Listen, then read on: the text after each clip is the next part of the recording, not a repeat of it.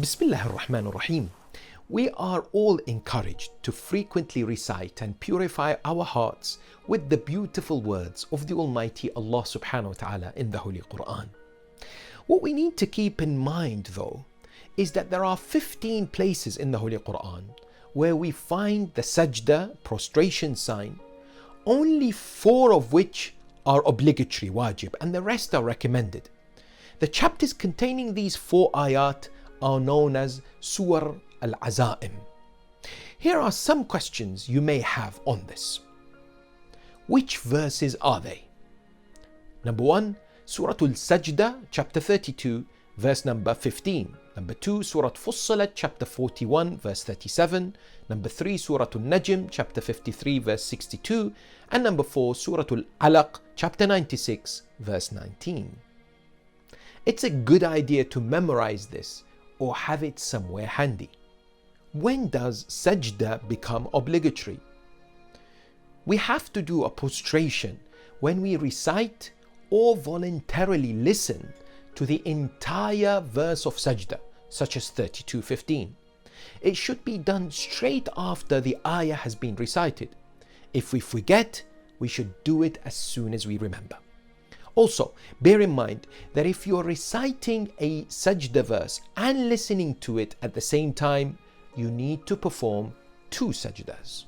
What happens if the verse is being played on TV, car radio, or online, for example?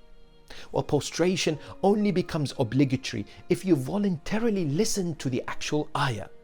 If it is being played on TV or radio, for example, it is not obligatory to do the sajda. However, if it is on live broadcast, sajda becomes obligatory. So make sure you don't listen to Quran live if you're driving. How do I do the sajda?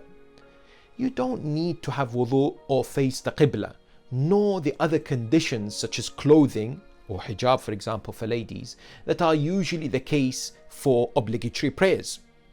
However, based on obligatory precaution, we must place the forehead on a turba or something else on which it is permitted to perform sajda. Do I need to recite anything whilst in sajda? No. However, saying a dhikr is recommended, such as Bismillahi wa billah, Allahumma salli ala Muhammadin wa ali Muhammad. If I just look at a wajib prostration verse and not read it, do I have to do sajda? No. It's only if you actually recite it or listen voluntarily to it. If I'm at work or someplace where I can't do the sajda, what shall I do? You should skip the ayah and not recite it. If you do recite it though, or listen to it intentionally and can't physically do the sajda, then move your head as such.